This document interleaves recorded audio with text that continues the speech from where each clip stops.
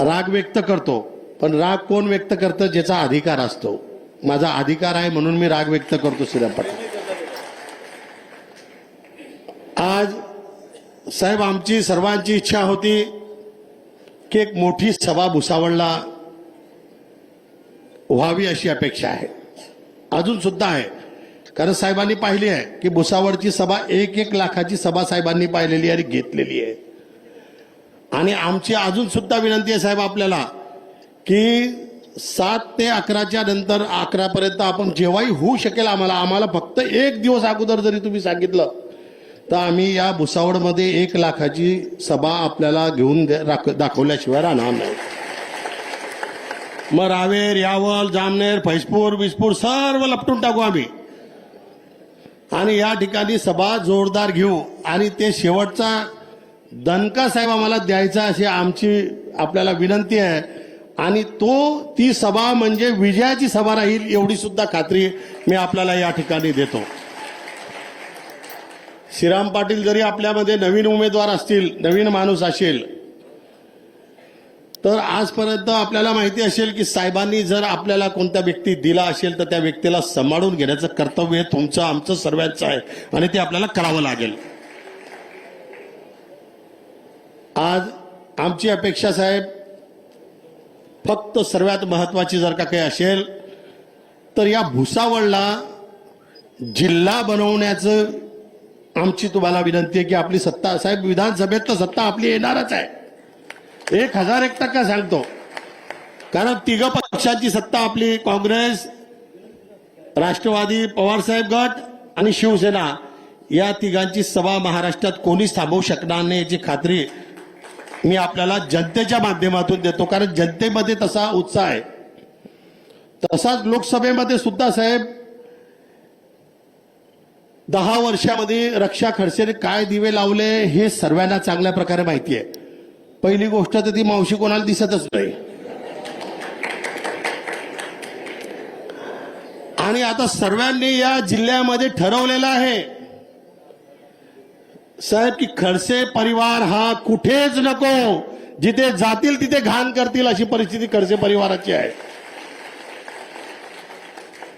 माझी जयंतरावांना विनंती आहे आणि साहेबांना विनंती आहे की पक्षातून पहिले हकलपट्टी करा. ती काही असो त्याला घेऊ का ना घेऊ साहेब, ते दरवाजा ठोकून परेशान आहे. भाजपचा आपण घेत नाही कोणी. काल का परवाची गोष्ट, यावलमध्ये ते भारतीय जनता पार्टीच्या कार्यकर्त्यांना सांगायला गेले की असं रक्षा खडसेचं काम करा. त्या कार्यकर्त्यांनी सांगितलं तुम्ही भाजपमध्ये नाही, तुम्ही आम्हाला कसं सांगू शकता काम करायचं. पण साहेब आतली माहिती माझ्याकडे जी आली आहे ती अशी आहे की भाजपने एकनाथराव खडसेला असं सांगितलेलं आहे की तुम्ही कोपऱ्यामध्ये चुपचाप सभा घ्या, व्यासपीठाच्या आसपास फडकायचं नाही. अशा पद्धतीने भाजपने त्या ठिकाणी आखणी केलेली आहे.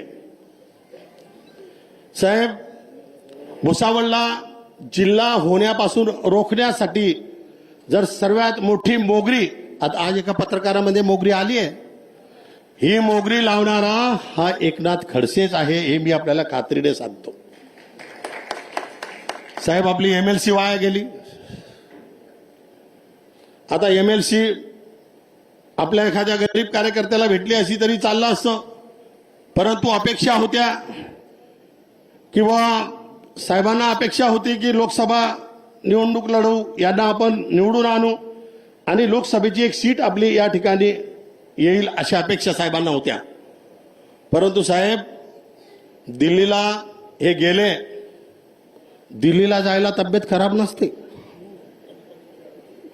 बाकीच्या ठिकाणी भाषणाला बी तब्येत खराब नसते, चुपचाप मिटिंगा घ्यायला सुद्धा तब्येत खराब नसते. आणि सोनबाईचं तिकीट घेऊन आल्यानंतर तब्येतच खराब झाली की मी आता लढूच शकत नाही. मग आता फिरतो कशाला बाबा, बेडोर राह ना, सोडा गोड्या चालू द्या. माझं म्हणणं आहे त्यांना उदंड आयुष्य लाभो, त्याच्याबद्दल माझं काही म्हणणं नाही. तब्येतीच्या बाबतीत होत राहते, पण कमीत कमी साहेबांनी जर तुम्हाला सोडलं तर आराम करा. आता काही फायदा होणार नाही, कारण अंडरकरंट एवढा जोरात आहे कपाशीच्या संदर्भात. शेतकऱ्यांवर जो अन्याय होतोय त्याच्या संदर्भात, व्यापाऱ्यांच्या जीएसटी संदर्भात, कर्मचाऱ्यांच्या संदर्भात, मग ते केंद्राचे कर्मचारी असो का राज्याचे कर्मचारी असो, या सर्व आणि सर्वात महत्वाची गोरगरिबांमध्ये इतका संताप आहे साहेब की आता तुम्हाला माहिती नसेल की हे ज्या ज्या ठिकाणी फिरतायत यांच्याबरोबर 50 लोक सुद्धा फिरत नाही आहेत. एका कोचूरमध्ये कोणीतरी रक्षा खडसेला विचारलं की 4 कामं सांगा, ती तनपण करून चालली गेली. अरे बाबा, तनपण कशाला करायचं, सांगायचं ना की मी 4 कामं कोणते केले आहे. ते 4 कामांमध्ये बाकडे आहे, या बाकीच्या गोष्टी ठीक आहे, परंतु कार्यकर्त्यांचा विचारण्याचा अधिकार आहे की तुम्ही 10 वर्षात काय केलं आणि 10 वर्षात काहीच नाही केलं साहेब. एका भागात गटरी 3-3 दार, रस्ते बी 3-3 दार. साहेब, मला 15 वर्ष झाले आमदार नसताना 15 वर्ष पूर्वीचे जे संतोष चौधरीने तुमच्या आशीर्वादाने कामं केले आहेत ते आज सुद्धा भुसावळमध्ये आणि भुसावळ तालुक्यात जिवंत आहे. पण इथे दर 3 महिन्याला 6 महिन्याला परिस्थिती बदलत राहते, काम होत राहते, ठेकेदार मस्त मजा मारताय. आपले कार्यकर्ते थोडे कमजोर झालेले आहे, पण समोरच्यांना जास्त बारदान मिळालेलं आहे. परंतु चिंता करता कामा नये, थोडे दिवस अजून काढून घ्या. सत्ता देशात बी उलटणार आहे आणि राज्यात तो उलटणारच आहे. साहेब, पहिल्या टप्प्यात आणि दुसऱ्या टप्प्यामध्ये जे माहिती आहे त्या माहितीमध्ये अगोदर 400 पार, नंतर आता 300 पार सुद्धा परिस्थिती नाही आहे. आणि मी खात्रीने सांगतो साहेब की लोकांमध्ये इतकं हे आहे, कारण गरिबांची परिस्थिती फार खराब आहे. साहेब, आज सुद्धा काही लोकांचा दुसऱ्या टायमाला एकच टायमाचा चुला पेटतोय, दुसऱ्या टायमाचा चुला पेटत नाही. आज सुद्धा काही लोक आहेत, पण ते सांगत नाही, शर्मेच्या मारे सांगत नाही, कोणाला सांगू शकत नाही की अशी परिस्थिती आहे. परंतु साहेब, जे महागाई वाढली, जे बेरोजगारी वाढली, या महागाई आणि बेरोजगारीचा बदला हे नागरिक हे मोठ्या प्रमाणात घेतल्याशिवाय राहणार नाही, याची खात्री या ठिकाणी मी आपल्याला देतो. आणि याच्या मोठ्या प्रमाणात जर बदला घ्यायचा असेल तर आपल्याला सर्वांना 3 नंबरचं बटन, तुतारी वाजवणारा माणूस, याच्यावर आपल्याला बटन दाबून ते जे आपली अडचण आहे, बेरोजगारीची असो, शेतीमालाची भावाची असो, किंवा जे बी आपली अडचण दूर करायची आहे, त्याच्यासाठी श्रीराम पाटील यांच्या नावाच्या समोरचं बटन दाबा आणि यांना प्रचंड मताने विजय करा, अशी माझी विनंती आहे. आपल्याला मी एक अजून विनंती करतो की एकनाथ खडसे असो किंवा खडसे परिवार असो, साहेब, आता यांना विषयांचा संपवा, कारण यांच्यामुळे आपल्याला खूप नुकसान आपल्या पक्षाचं झालं आहे. नाही तर सतीशांना आपल्याला माहिती असेल की आपला पक्ष याच्या अगोदर किती चांगला होता.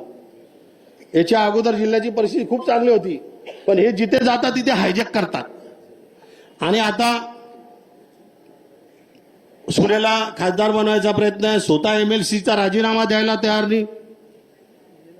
साहेब, माझ्यासारखा स्वाभिमानी जर असता एखादी कार्यकर्ता जरी असता, थोडीफार जरी त्याला लाज वाटली असती तर राजीनामा दिला असता असं मला वाटतं. पण लाज शरम विकून खाल्ली.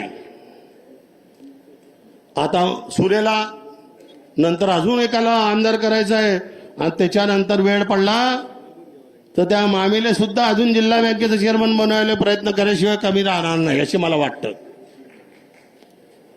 मग असे लोकांना साहेब आपण संधी द्या, परंतु आमची विनंती आपल्याला आहे की पुढील भविष्यात अशा लोकांना आपण थोडं सावध राहा, एवढीच विनंती करतो. तुमच्याबरोबर साहेब जे गद्दारी केली आहे, ज्या लोकांनी त्या लोकांनी गद्दारी केली आहे, या लोकांचा हा बदला तुमच्यासाठी घेतल्याशिवाय ही जनता चुपचाप बसणार नाही. आणि मला खात्री आहे की आपण 13 तारखेला श्रीराम पाटील यांना प्रचंड मताने विजय कराल. अजून मी एक विनंती पत्रकारांना ना बाकीच्या लोकांना सांगून इच्छितो की आता जशी रील चालवायची, आता मी तर स्पष्ट सांगितलं की शर्तीमध्ये जेव्हा असतो मनुष्य तेव्हा बोलतो काय बोलायचं आहे. आता शर्त नाही आहे, आता माघारीची बी चान्स नाही आहे आणि भरायचा बी चान्स नाही आहे. आणि मग आशीर्वाद जर श्रीराम पाटलाला दिलाय तर विषय संपलाय.